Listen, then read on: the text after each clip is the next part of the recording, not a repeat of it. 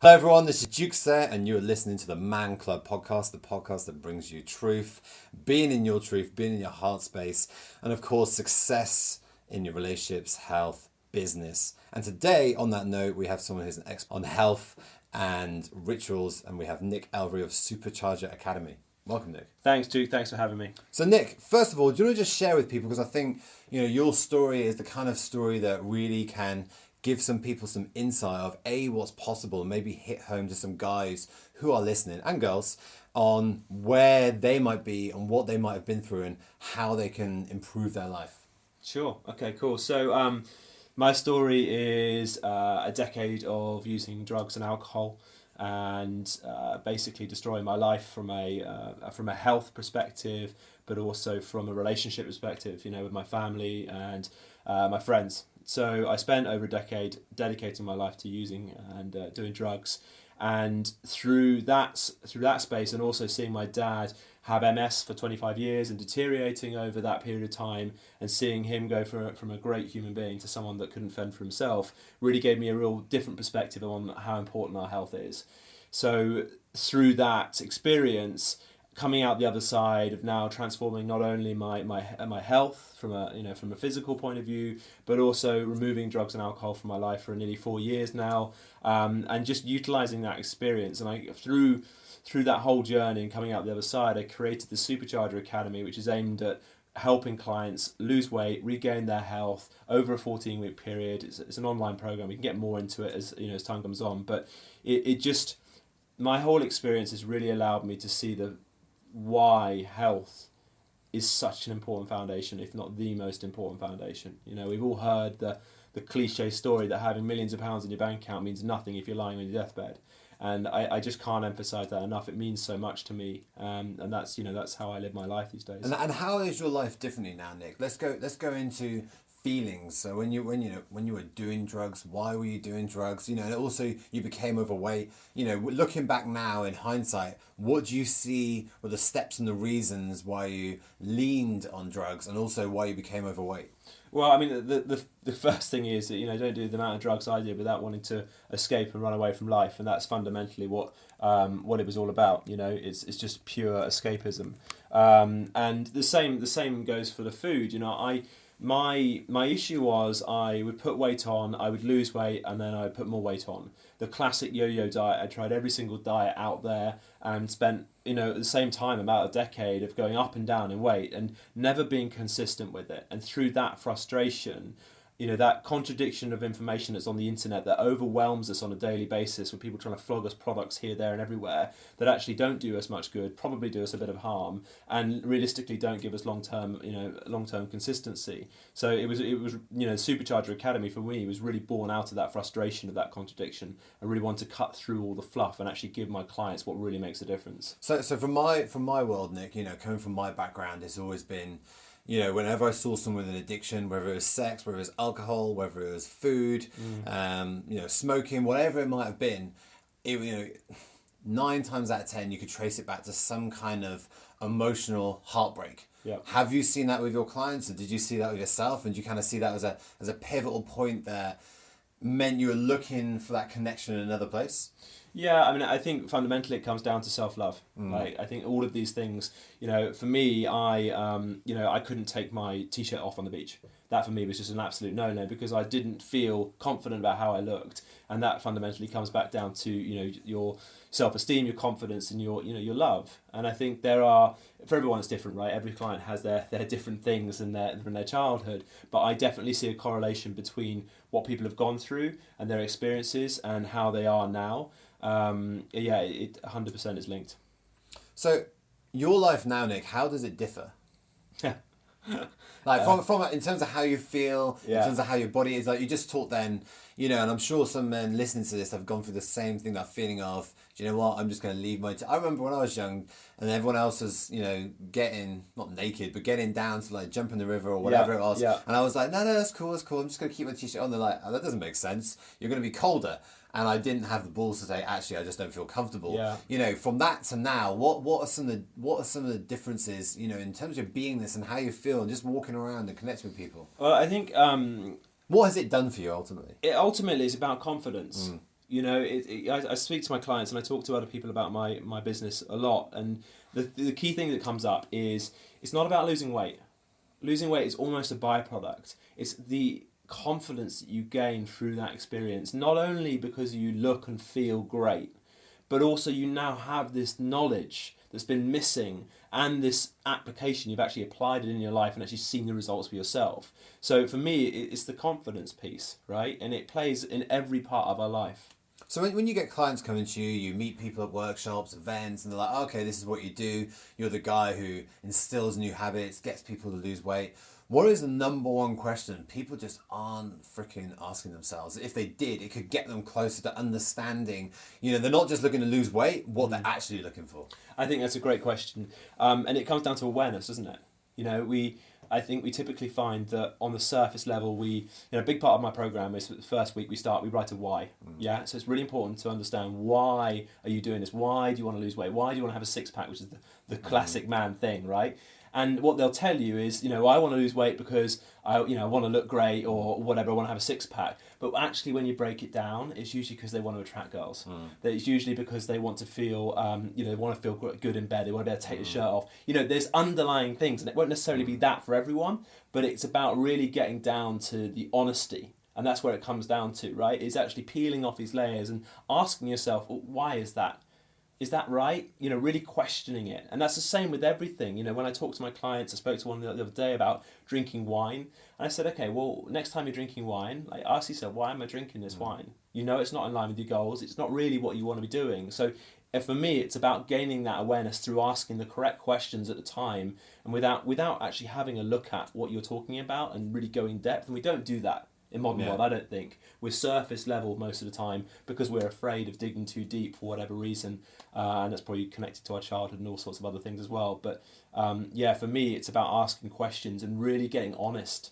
Just getting honest with yourself, cut the crap, and actually talking to yourself in a way that means you're going to get to the real root cause. And I love what you say as well, because especially I think as men, I know I'm one of few that if I'm feeling a bit emotional, with awareness, I'm like, do you know what? I'm going to do a Bridget Jones. I'm going to tuck into this Haagen-Dazs or whatever, and that's okay, But it's actually, as soon as you get that awareness of how you truly feel, why you truly feel it, it then empowers you to make a different choice, or at least not beat yourself up, so then you don't binge. And therein lies a brilliant topic, and I speak to my clients about this a lot. We're human beings. We're going to mess up, right? And it's about taking that ownership of saying, do you know what? I'm going to eat this bowl of ice cream or whatever it is, right? I'm going to do this. Own it, enjoy it, draw a line in the sand and crack on. Yeah. And that's the big difference between what happens, because we get into the spiral, as you said, we beat ourselves up, right? We eat this bar of chocolate and we go, oh, what the hell? And we just crack on and beat ourselves up and put ourselves into the negative space. Whereas if you just go, do you know what? I'm a human being. I'm not perfect. I'm going to mess up. And today I want to mess up. I'm going to eat this, whatever it is.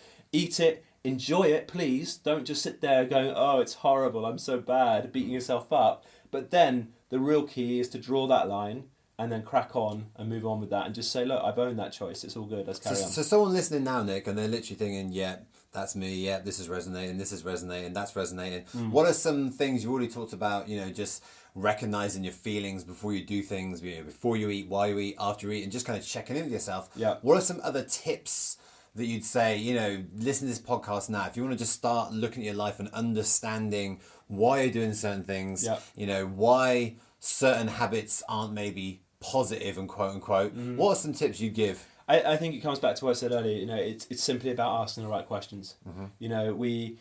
When you delve deeper into the real reasoning, and there's simple exercises you can do. I mean, I do a lot of meditation, as you know, right? And there's something that you can do, which is just literally quietening your mind or going into a meditative state, which is literally just sitting still and relaxing effectively, and asking yourself, right, okay, why? And then seeing what comes up, and then asking yourself why again. And you can do this. I mean, if you really want to, you can do it for an hour, or more. But actually, really taking time to actually speak to yourself. We don't do this in life. We just don't. We're far too busy, and we don't ask ourselves questions, the important questions. So for me, it's just about raising awareness around that, and it's right, what are my triggers? What are my cues here? What's going on? Like, why am I doing this? Why do I feel like this? Right, I'm about to do this. Why am I questioning? And through that questioning, you raise your awareness, and with that awareness, then you can create strategies. Because if you don't know, you can't change something. Yeah, and I think as well, on that, I think it's a very valid point. Sometimes, a big breakthrough through, I think with your clients, Nick, and even with my clients as well, from different things, once you get to that point and realize some of these things that you're living out, they're not even yours. And it's not about not taking responsibility. You own your shit. But sometimes, you're saying those questions, even asking, who does it belong to? Where does this come from? When did I first feel this? And you'd be surprised. And if you're open to it, guys, and you're honest with yourself, like Nick is saying, the things that might pop up, you're like, oh shit, that reminds me of them. That makes me feel of them. From like the most random things, if you're open to it, that can pop up. And once you have that awareness, just, from an energetic point of view, as soon as you perceive something through different eyes, straight away then it gives it the power to shift. And also from a mental plane, your beliefs will change. So from an exercise point of view, Nick, because I know a lot of people, again, it's that whole beating themselves up. What advice would you give to, let's just say someone says to themselves they hate exercise. Yeah. Some people love it, some people hate it. Yeah. I know for me, I've never been a fan of running. I just, me too. I just can't be fucked. I really can't be fucked. I'd rather just, I even did Tough Mudder, and I just did super slow squats for 2 weeks before Tough Mudder, and I pissed it. And I'm looking at all the other people doing hours and hours of running. I always believe there's always a better way. What advice would you give to people when it comes to the exercise point of view, and they want to instill those habits, and just to cut through the crap that people are being told? So this is one of my most favourite topics. I absolutely love this, right? So firstly, if you don't like running, don't go running. It's the classic New Year's resolution. It's like, right, I'm going to lose weight this year. I'm going to go running 4 times a week. I'm like, right, the first question I asked is, do you enjoy it? Oh, I hate it. Hate it. Going to push myself. It's like, right, that's going to fail within 2 weeks, I promise you. So first, number 1, do what you love.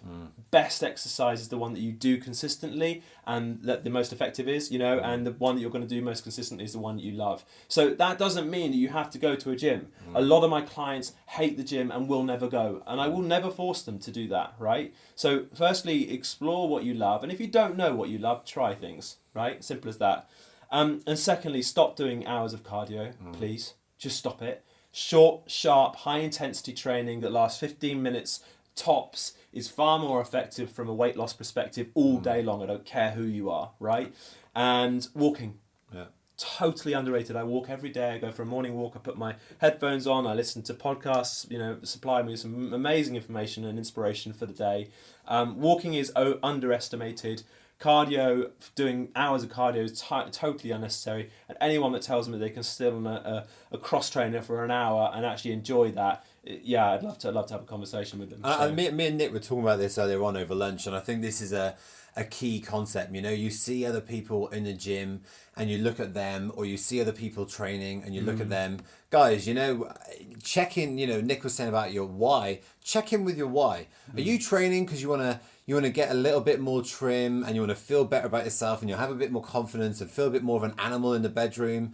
Or are you training to try and make the Olympic Games? Do you know what I mean? Or are you training? Are you training to have your first boxing fight? Are you training for a powerlifting meet? Or are you training for a marathon? If you are, cool, put in that time and know that that kind of functionality and repetition has a place. But I know from my training days, I got very far in cage fighting and boxing, and I was doing 1/10 of the training everyone else was doing, just by making it high intense, to the point and specific. I was never going to make a world-class boxer, but in the amateur world, I always smashed everyone else fitness-wise because I just focused on short, sharp, intense.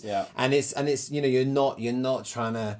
You're not a bodybuilder trying to keep yourself at 6% body fat and needs to do 12 cardio sessions a week to keep it there. And that's the thing. And I think a lot of the stuff that is banded out there, it is targeted in a certain way to try and. Nick, you were talking about it.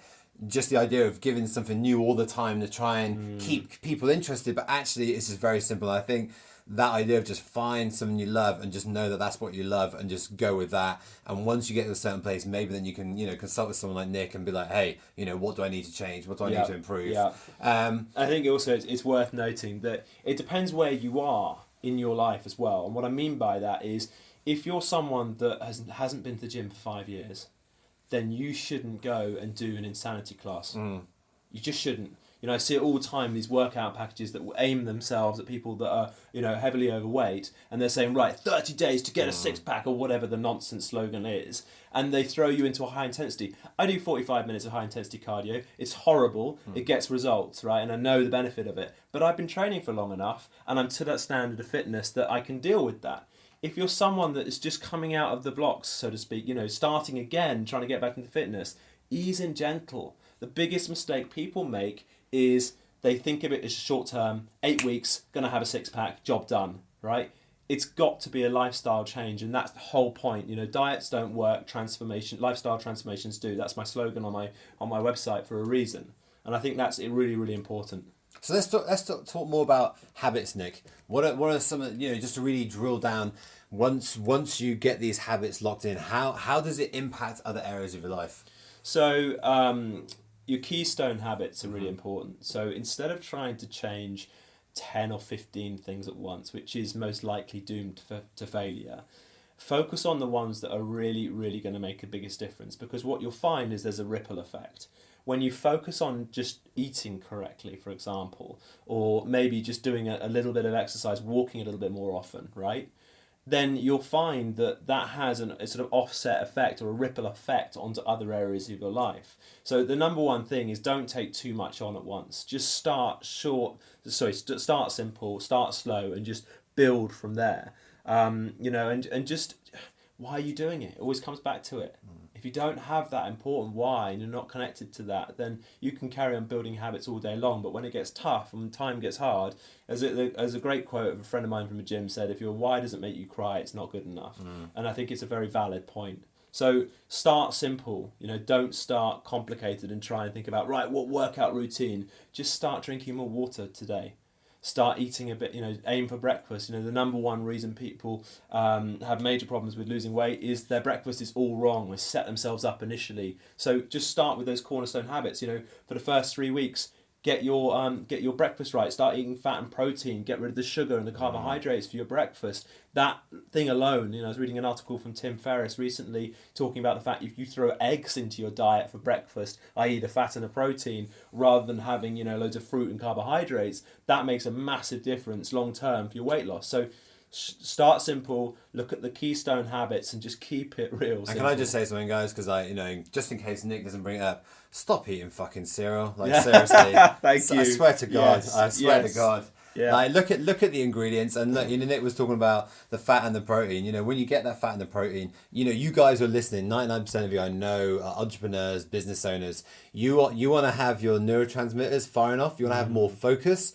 Just like Nick's saying, swap that breakfast for fat and protein, and just see how your focus changes. And instead of you burning out and feeling that kind of come down and feeling like you need to do something to pick up your energy or hitting that coffee, you're going to notice 2, 3, 4 plus hours of focused attention as a result of that breakfast, and you're not going to feel hungry either. No. So I think that's probably one of the number one things. I can't agree more. Like the whole cereal thing is just nonsense. Absolute nonsense. And for your kids as well, guys, don't just do it for yourself. And, I think one of the beautiful things about this, and a lot of you guys who've got kids and families, when they start seeing you, don't try and change other people, let them see the change in you, so they start seeing you've got more energy, they start seeing you're happier and more focused, and you've got a better appetite and all these kind of things, you're losing a bit of weight, they're just going to copy you rather than you trying to say to them, stop eating your Cocoa Pops, so Nick, where do you see this industry going? What do you kind of see on the horizon? Any kind of new developments that you're excited about and you're kind of immersing yourself at the moment?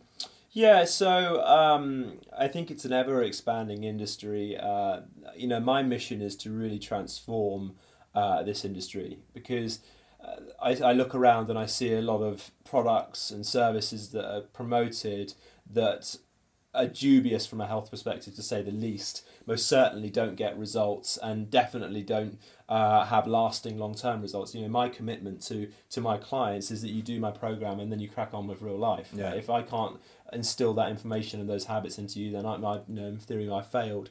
there's a lot of stuff. I'm a keen biohacker as well. I'm actually a bulletproof coach in training.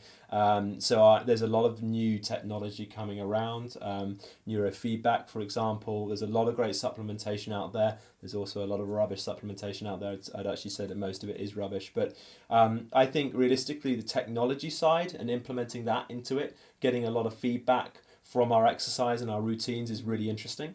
But the core foundations still exist, right? We need to get back to nature. We need to eat food like nature intended us to do.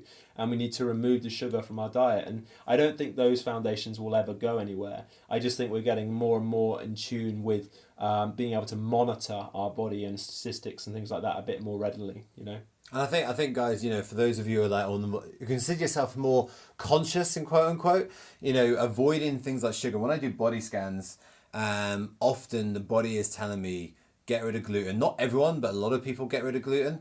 But 99% of people get rid of the sugar. And you have to understand, you know, from a metaphysical point of view, when you eating that much sugar, it's hardening the cell membrane, and I can't remember what the thing is around that, but the bit around the cell membrane, it hardens that and it stops nutrients getting in. But also from an energetic point of view, from a connection point of view, from an intuition point of view, it's blocking those transmissions, those electronic kind of pulses that go through your body, and which is all responsible for that movement and energy. The more sugar you're eating, you're blocking that as well. So it is, and you know, Nick, do you want to share when it comes to the addiction side of things as well and sugar? Because I'm sure there's some people who are going, yeah, but I love this, I love this, I love this. What points and tips do you have for getting off the sugar and understanding the ramification that it is hard to get off sugar because it is addictive? Yeah, it's really funny because I can see, you know, I gave up drugs and alcohol. It's coming up to 4 years this year, and I can see direct correlations between how I behaved on drugs and alcohol to how I behave with sugar. Right, literally binging just like it, and you're saying I won't have it, and then doing it. And if you look at the studies out there, there are lots of studies that show you fire the same parts of the brain when you're having cocaine and you're having sugar. Right, so it's addictive. There's no two ways about it. The simple solution, to know whether that is true, try stopping it for a week. Try removing all sugar from your diet for a week, and I mean reading packs and having a look, keeping all your food under 5 grams of sugar per 100 grams. You know, that sort of thing. Right. Try it for a week and see how you feel. And if you start getting headaches and feeling grouchy, that is a surefire sign that there's some form of addiction going on there, or withdrawal, I should say. Maybe not addiction exactly, but to combat that, eat more fat and protein. Absolutely. Like, you know, this is the thing. We don't need to eat too much protein. Too much protein can actually turn into sugar. That's another conversation for a different podcast. But if you're fueling your body with loads of sugar, the key thing to do is when you have some food, after about half an hour after, ask yourself, how do you feel? How do I feel now? So when you have your normal breakfast, your cereal, like you're saying earlier, whatever it is you have, ask yourself how you feel. Then go and have some fat and protein. So just have some eggs and bacon and avocado for breakfast. Yes, I promise you that's the way to do it if you want to lose weight, right? And then just ask yourself, how do I feel? You know, so absolutely up your water content as well. Drinking a lot more water. Most of us are dehydrated, and it plays havoc on all sorts of our systems. Get loads of fat into your diet as well. Good healthy fats. You know, we've had this whole thing for generations that fat's bad for us and we'll die and we'll have heart attacks if we eat too much of it. It's a load of nonsense. Our brain is made of fat. It's made of cholesterol. Our hormones are made of fat. You know, they're made of cholesterol. It's fundamental building blocks for our life, right? So to answer your question, I think more fat, more protein, get loads of more water in there, and remove the crap from your house. Just get rid of it. If it's in your house, I'll eat it. If I have a chocolate cake downstairs, I'll eat it. Yeah, you know? Yeah, 100%. I mean, me and Nick were talking about this earlier on because I think the whole just eat real food. You know, I don't get too anal about what I eat in honesty because I'm lazy like that, if I'm honest, Nick. I'll be totally honest with you. I'm not. Having said that, you know, with the boxing charity match around the corner, I probably will make my diet immaculate because then it is, you know, it has an impact and my values will change. But one thing I do is just infuse the food with what I think it needs and all that kind of stuff, you know, that kind of woo-woo stuff. But one day a week, I'll be just like, yeah, it's okay for me to have whatever. But I do notice if I go and buy a bag of Mao Wam from Tesco, I'm not necessarily going to buy it. I'm not necessarily going to eat it in one go. No. And before you know it, I'm having it for breakfast the next day. You Yeah, know, so absolutely. I think, you know, what you saying that is definitely a valid point. You know, take your family out, go and have a nice meal somewhere. You know, have a date night. You know, I used to make it that my date night would be my off night. You know, and then I'd be damn sure I had some dessert. You know, so I felt satisfied. But you know, so definitely that's a valid point. So Nick, where can people find out more about you and what you're doing? And yeah. Well, the best place is supercharger-academy.com. That's got all the information about the current program. The next one starts on March the 6th. Limited to 30 people, so if you are interested, I'd advise getting in quick. And there's also dailyhabits.co.uk as well, which is more of my habit side of things. But if you're on social media, Nick Elvery, so that's N-I-C-K and that's E-L-V-E-R-Y, at Nick Elvery on every social media channel. You'll find me, Instagram, Twitter, Facebook, etc. Awesome. Nick, it's been a pleasure, dude. And you know, guys, there's a lot of you know, I like to say there's wanky shit out there. Nick isn't one of them, and his heart's in the right place, and he over delivers. So you know, if you are in that place and you do feel actually I need an extra bit of help, you know, just get in touch with Nick. He's one of the good guys. You know, he really is. Yeah, Nick, it's been an honour. Nice to have you on. I'm sure we'll connect soon. Guys, this has been the Mad Cub Podcast. Please do head on over to iTunes, rate and review us. Let us know what you got from this show. Let us know what you thought of Nick and what you had to say. Come and find us on Facebook. Just type in Man Club on the search and you'll find our Facebook group. And we'll see you next time. Thanks for having me. Where's the...